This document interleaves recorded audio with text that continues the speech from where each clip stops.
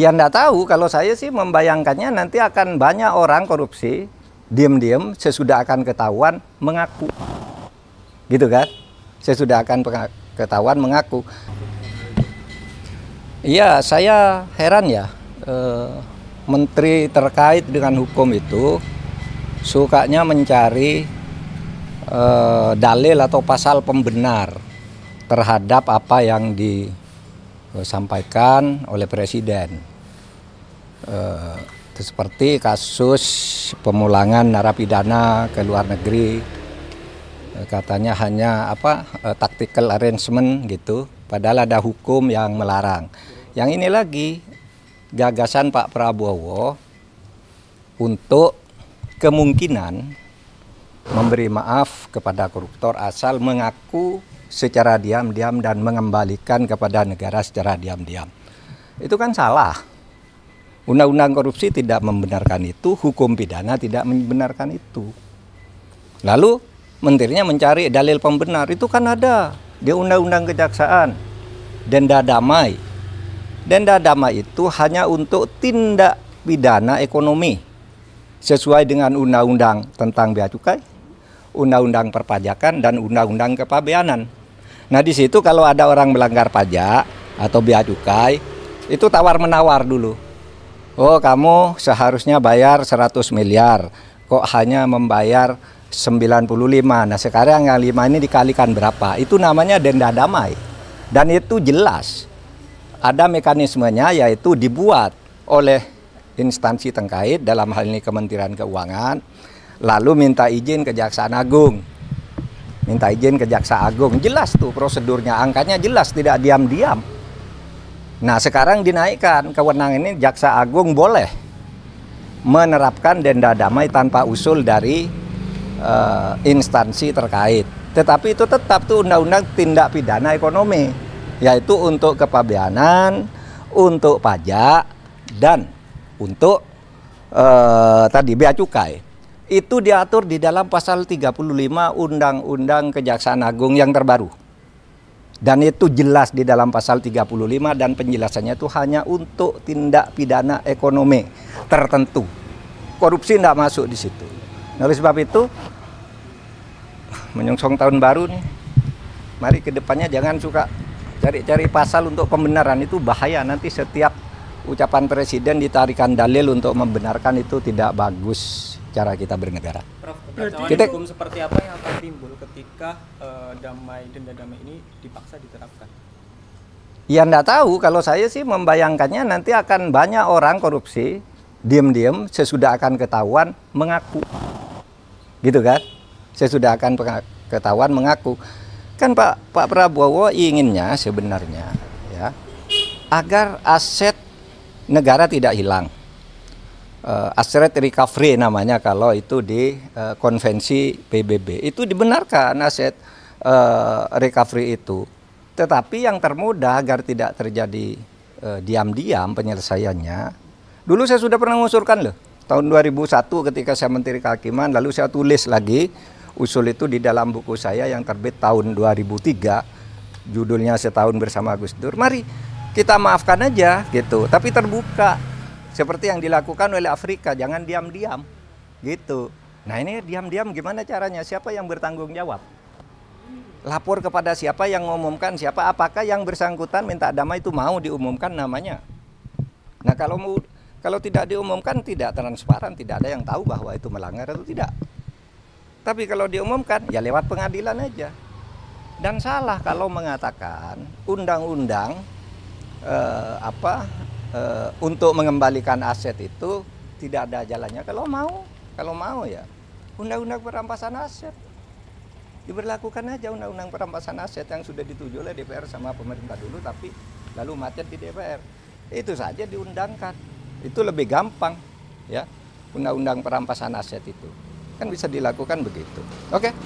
Prof, berarti Prof Mahfud menilai bahwasanya apa yang disampaikan oleh Menteri Hukum itu salah kaprah? Saya kira bukan salah kaprah, salah beneran. Kalau salah kaprah itu biasanya sudah dilakukan, terbiasa meskipun salah. Ini belum pernah dilakukan kok. Mana ada korupsi diselesaikan secara damai? Itu korupsi baru, namanya kolusi. kalau diselesaikan secara damai. Dan itu sudah sering terjadi kan, diselesaikan diam-diam antar penegak hukumnya yang ditangkap. Kalau menyelesaikan diam-diam kan banyak tuh yang terjadi. Jaksa, polisi, hakim masuk penjara kan mau menyelesaikan diam-diam. Iya toh, itu sama aja. Oke. Pak, tapi dikit Pak Andi Aktas kan ada menyinggung sedikit soal turunan dari undang-undang kejaksaan. Berarti ini apakah ada keterkaitan akan ada Ya itu yang saya katakan tadi itu, menyebut undang-undang kejaksaan itu salah. Undang-undang kejaksaan itu mengatur tentang itu di dalam pasal 35 yang menyatakan bahwa dalam hal-hal tertentu Jaksa Agung boleh menerapkan denda damai di mana sebuah kasus itu tidak diadili asal ada perdamaian tentang jumlah yang dibayar. Itu pasal 35 menyebut bahwa itu hanya untuk tindak pidana ekonomi. Lihat aja pasal 35 itu tindak pidana ekonomi itu ada 3. Kepabeanan, perpajakan, dan apa tadi? Dan bea cukai. Hanya itu yang boleh. Kalau korupsi lain tidak boleh, tidak pernah ada dan tidak boleh ada. Tapi terserah aja, nanti lihat aja akibatnya akan lari semua orang koruptor diam-diam, kalau mau ketahuan baru ngelapor, minta damai, dan kita tidak tahu siapa yang mendamaikan. Kan gitu. Oke, apalagi? Lain?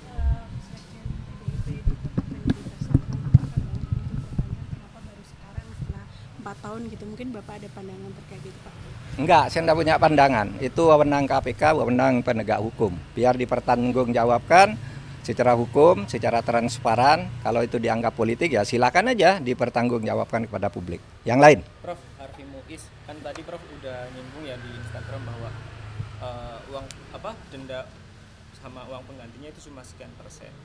Dan pidana penjaranya juga sangat kecil ya gitu. Dari konstruksi hukum yang 300 triliun korupsi merugikan negara gitu. Iya, saya merasa itu menusuk rasa keadilan masyarakat ya. Ini baru pertama ada orang didakwa melakukan tindak pidana korupsi dan tindak pidana pencucian uang sebesar 300 triliun. 300 triliun. Lalu tuntutannya hanya 12 tahun. Dengan uang yang tadi 300 triliun itu dikembalikan hanya 210 miliar. Ditambah denda 1 miliar. Itu sungguh menusuk rasa keadilan. Karena apa?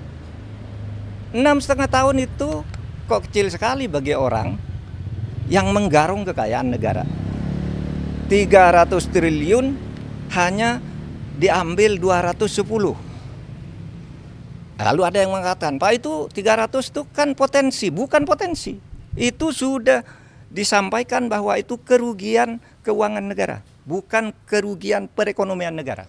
Kalau kerugian perekonomian negara itu potensi, termasuk gaji, termasuk apa gitu yang diduga merugikan perekonomian. Ini uang negara menurut Jampitsus Febri Diansah. Resmi pada waktu itu malah menyebut ini bukan kerugian ekonomi negara tapi keuangan negara. Artinya uang konkret yang dicuri dari negara. Sesudah dihitung lagi jadi 300 triliun. Hanya dikabulkan perampasannya 210 ditambah denda 1 miliar berarti 211. Ini sungguh tidak adil. Coba Anda ambil contoh Beni Cokro. Hukumannya seumur hidup, asetnya dirampas ratusan miliar oleh Kejaksaan Agung.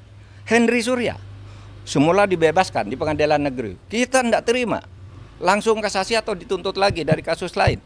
Naik, ya. Si Henry Surya ini semula bebas, kita langsung ke kasasi menjadi 18 tahun penjara. Hartanya juga diambil. Sudah disita oleh kepolisian lebih dulu. Atau Surya Darmadi. Itu divonis hitungan kerugian nih ekonomi nih, yang ekonomi nih bahkan. Hitungan ekonomi negara rugi 39 triliun. Dituntut oleh jaksa 39 triliun dengan denda 2 miliar sehingga menjadi 41 triliun. Dikabulkan oleh pengadilan negeri. Tetapi naik banding tetap kena 2 triliun. Hanya uang kecil loh, kena 2 triliun. Ini 300 triliun kena hanya 250 miliar. 250 miliar dari 300 triliun itu berapa? 0,007%. 0,007%. Nggak sampai separuh. Nggak sampai setengah persen. Anda bayangkan itu. Nah, oleh sebab itu, menurut saya, kejaksaan nampaknya kurang konsisten juga.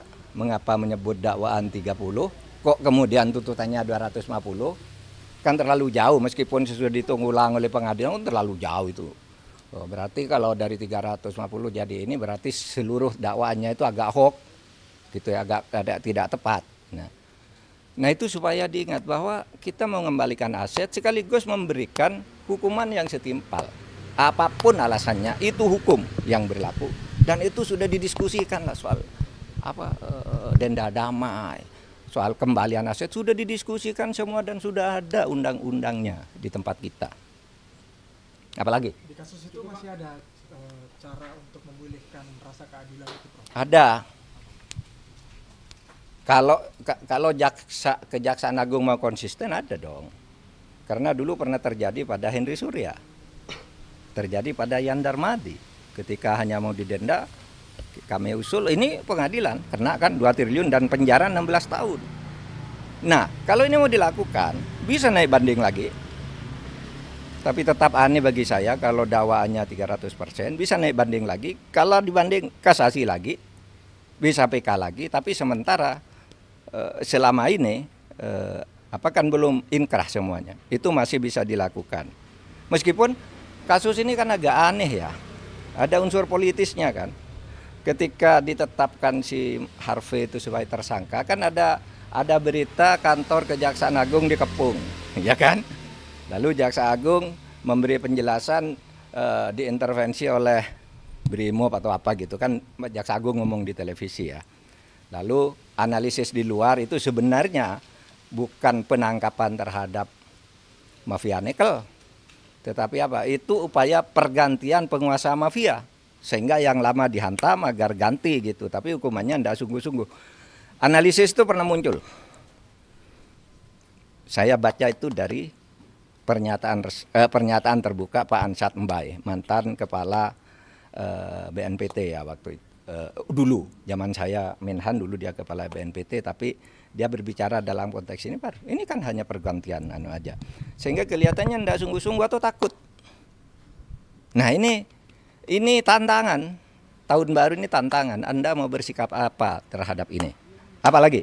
Prof, terkait dengan pertimbangan majelis hakim dalam menjatuhkan vonisnya ke Harvey Mois itu kan dia majelis hakim menyinggung bahwasanya tuntutan yang dilayangkan jaksa kepada Harvey itu terlalu berat gitu, dan bahkan majelis hakim menyampaikan kalau Harvey Mois ini hanya perwakilan dari PT Refine Bangkatin ini untuk mengurus terkait dengan proses timah ini, Prof.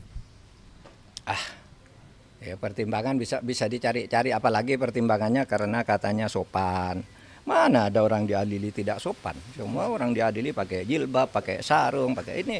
Itu enggak bisa karena punya anak, semua maling punya anak. Kalau mau membebaskan orang, menurut saya yang dibebaskan maling-maling kecil dulu. You tahu enggak? Berapa jumlah penghuni penjara? Catatan saya ketika saya menjadi Menko Polhukam di tahun terakhir. Penghuni penjara di Indonesia adalah 263.000 orang. 50% lebih itu narkoba, korban kejahatan narkoba. Yang koruptor itu tidak sampai 0,5%. Dari 263.000 itu hanya 1.290 atau 1.300 orang. Itu tidak sampai 0,5%. Kenapa kok ini yang diistimewakan? Yang pencuri ayam, korban narkoba, orang membunuh istrinya karena istrinya selingkuh, orang karena ditipu, orang membakar orang karena kalap gitu. Kenapa tidak itu aja yang dibebaskan kalau alasannya biar penjara penuh gitu? Ini tidak masuk akal semua. Mari kita rasional kalau ingin baik. Kalau enggak ya sudah. Tapi Prof, saya masih punya asa untuk itu. Prof, soal konsistensi kejaksaan, kan dalam sidang terungkap bahwa ada grupnya smelter yang isinya itu bos-bos smelter termasuk Harvey Mois, dan adminnya adalah polisi waktu itu, sekarang udah jadi direktur tindak pidana narkoba Bareskrim, udah brigjen ya gitu. Tapi di sidang nggak dipanggil jadi saksi, padahal dia jelas admin grup itu. Nah itu makanya saya bilang Kejaksaan Agung itu tidak dalam posisi bebas sesuai dengan hukum. Kan ada peristiwa yang mendahului ya. Ketika Kejaksaan Agung itu dibilang diteror, ini si Jampitsus dibuntuti kemana-mana, kemudian ada drone di sekitar Kejaksaan Agung dan sebagainya. Itu semua mendahului peristiwa ini sehingga lalu orang sekarang mengkait-kaitkan, meskipun orang bilang wah itu yang dulu bilang oh ya itu tidak benar hanya kebetulan. Sekarang terjadi hal seperti ini, mungkin orang bisa mengaitkan ke situ. Udah.